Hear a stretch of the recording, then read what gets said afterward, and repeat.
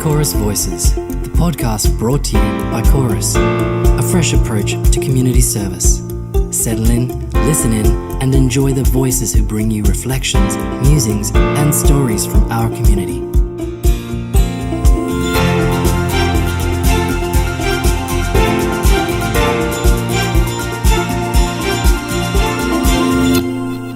Hello and welcome to this episode of Chorus Voices. I'm Lou Forster, Head of Brand and People at Chorus. I'm Peta, Chaytor, Lead People and Culture Specialist at Chorus. And I'm Rod West, Executive Manager for Access Wellbeing Services. Awesome. Well, welcome to the studio, Peta and Rod. It's awesome to have you here.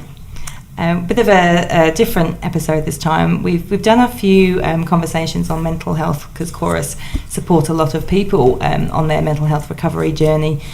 But we also employ around 500 people and we have around 500 volunteers who are with us at Chorus every year, and we thought it would be interesting to have a conversation about supporting mental health for the people we work with, our colleagues and our peers. Peta, your role is in the people and culture team, so you're very much in the midst of people and culture, and Rod represents our employee assistance program organisation, and we work quite closely with Rod and his team to support employees when perhaps we can't do that internally.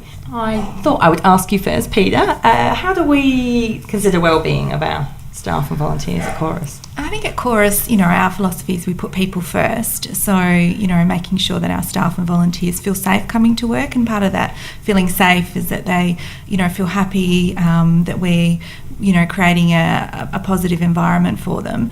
But it's also really important that if they're not feeling okay, that they actually tell us. So it's okay not to be okay. And I think at Chorus we're really big on, letting people know, speaking up and then addressing that if we can help you. And we tailor approaches for mental health and wellbeing at Chorus. And part of that is offering the employee assistance program through Access Wellbeing, which is really important. There is help out there, and we pay for it at Chorus. It's at no cost to the staff member or the volunteer. It's completely private and confidential, and it's just an additional support that we provide amongst other support. I would like to ask Rod, why should we be thinking about mental health at work, and why is it important that we have this approach for staff and volunteers? Yeah, so mental health at work, but in life in general, is really critical to our ability to function as, to be the best that we can be. And no one knows our mental health, like yourself. So,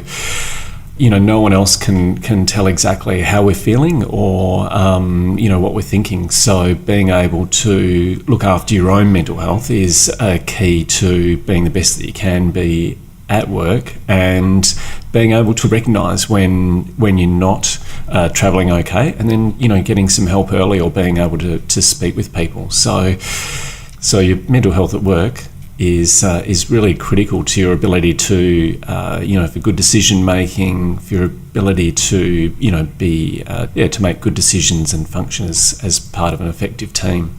I know we use our human synergistics, or the human synergistics culture approach, and we're really focusing on achievement. So hearing you say about good decisions and being able to function, it really links the two, because if we have people that are not functioning well and able to make decisions, they're not really going to be as effective as they can be in their role. Peta, how do we help people to know what's out there and what we can do?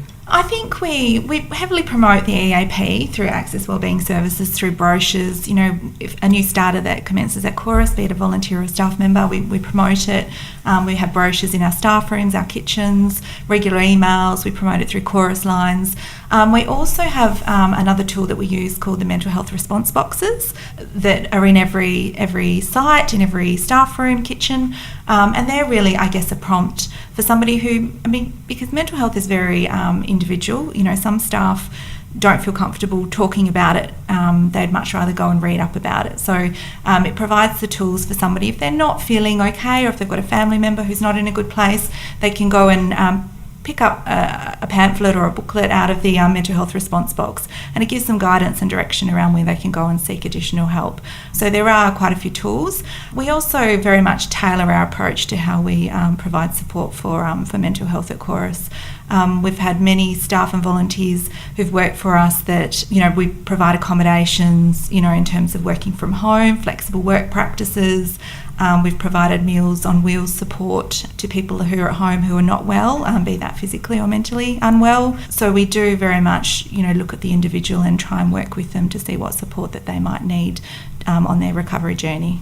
Those sorts of interventions have really made me smile, because they're very individual, and it's about what the person needs and their family. And I picked up on what you were saying about family, and Rod, you said it's not just about mental health at work, it's mental health generally. You don't tend to switch on and off, or you still got other stuff in the background. That's right. But another thing I was really interested in is the concept of safety.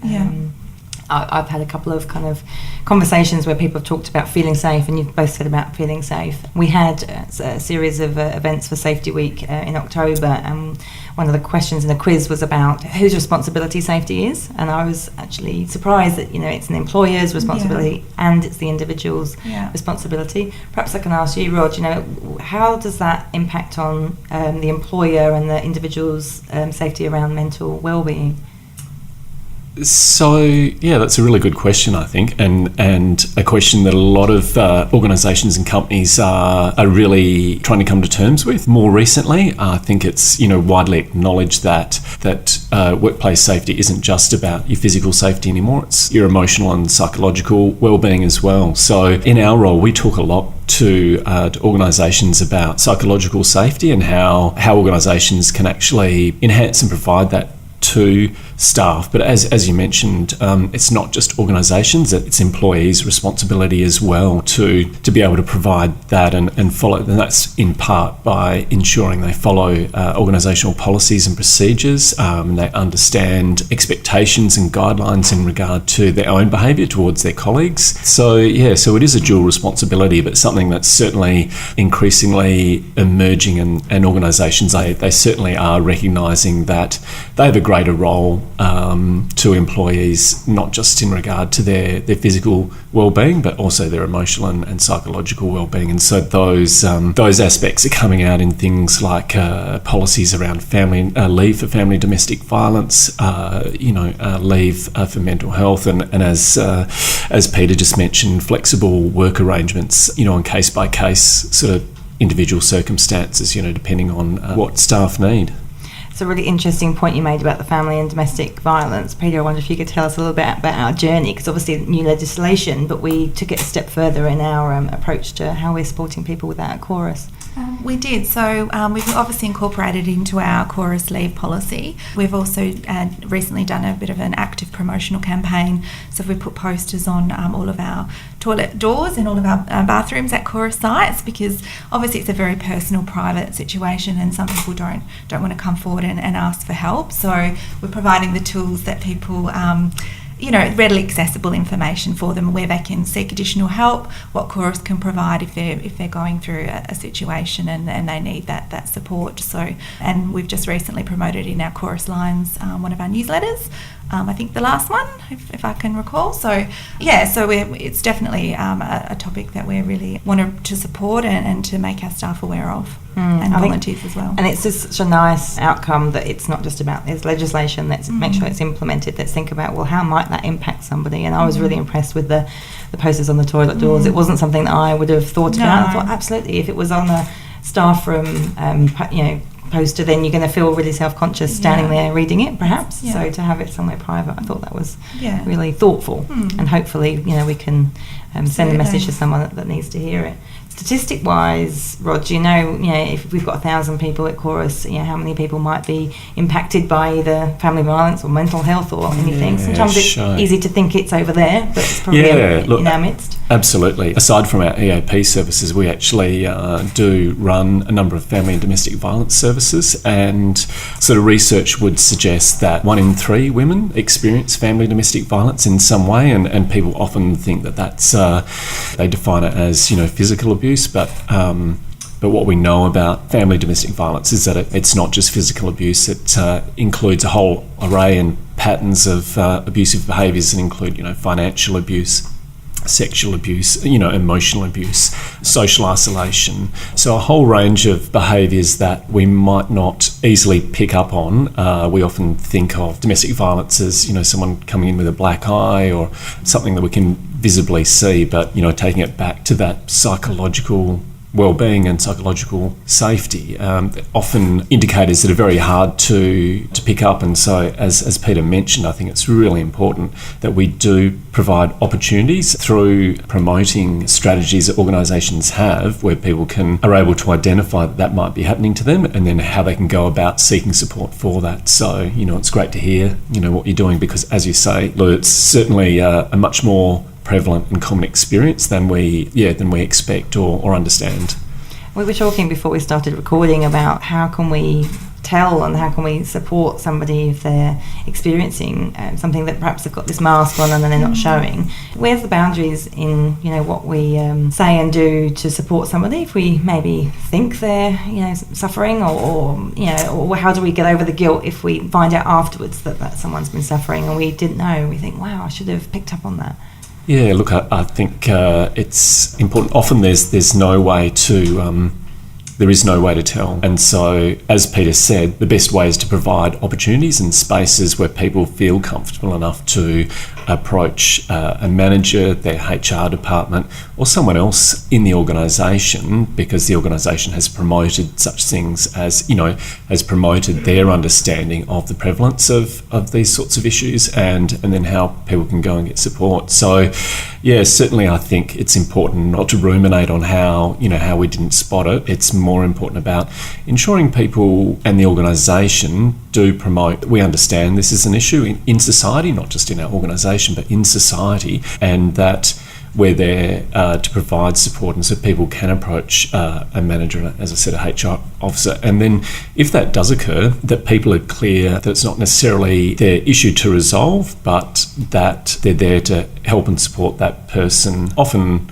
people experiencing family domestic violence just need that support to be heard and to be understood. They'll offer, it's not about making decisions for them, it's just providing that space to allow them to access the support where they can then start to get help for those issues. That's reassuring, I think, because some of us worry about, are we doing enough, and if we haven't worked in this space, or if we're not HR professionals, it's kind of a bit scary, I think, to know how much support we need to provide people. And so that's kind of nice to know, just providing safety, listening, and not feeling like you need to solve things for people. Absolutely. And I think that's the important issue. It's not, you're not there to resolve the issue for the person. It's just about hearing them and ensuring that they feel safe in being able to disclose what's happening for them, and then taking them seriously and ensuring that that they are supported to receive help. So not just blowing it off as, well, thanks for telling me and good luck with that, but acknowledging that that it is an issue for them, and then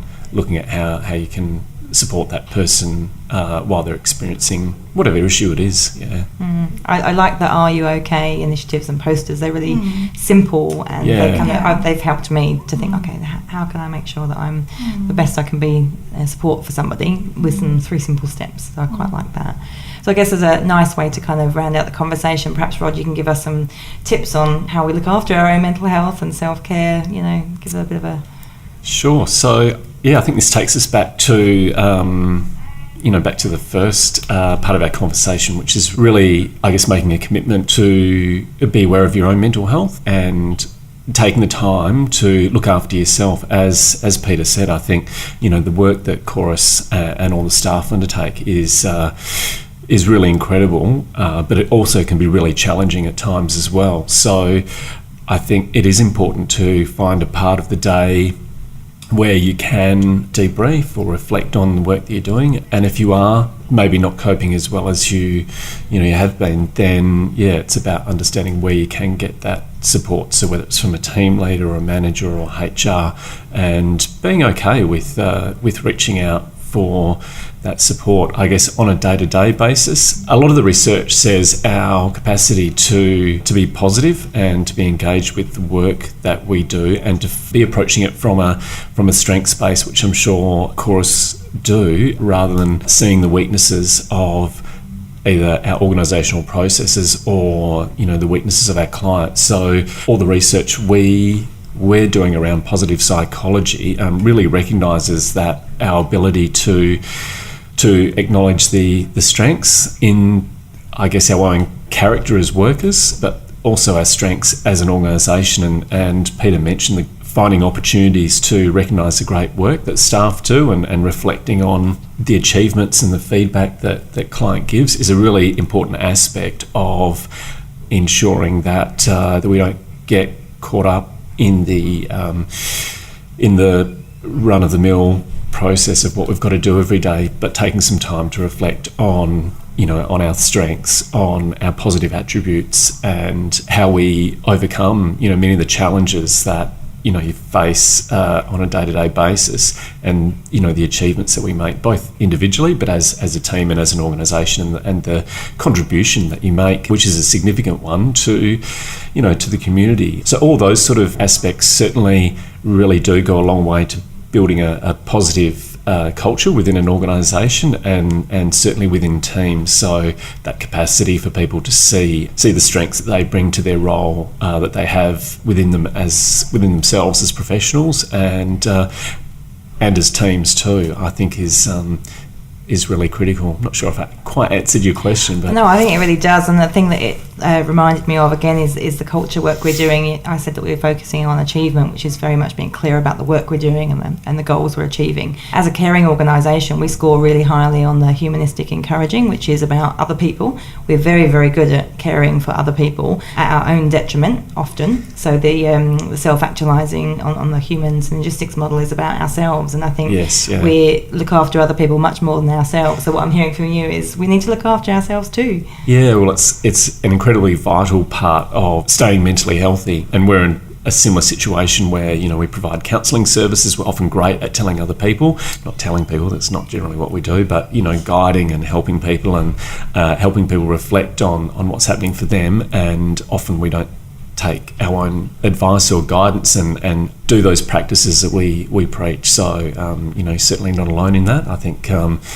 And it's something that we're trying to be more mindful of, being mindful and undertaking some of those activities so that we are mentally healthy ourselves and able to give our best back to our clients. Well, I know Peta and I have had this conversation with each other to look after each other's mental health and remind each other to look after our own. So I think it's really important when you're looking after other people to look after yourself. So I reckon on that note we might wrap it up. I've had a real great conversation with you two. It's been really wonderful, and it's been a real different slant to the work that we do on mental health and helping people with their recovery journey. I think it's really important to think about ourselves. So thank you so much, Rod and Peta, for coming in.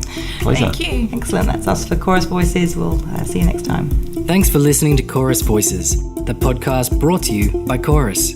If you like our show and wanted to know more, check out our website at chorus.org.au. And please leave a review. We'd love to hear your feedback, and it helps others find us and enjoy the podcast as well. Join us next time for more inspiring stories and news from our community. Chorus, a fresh approach to community service.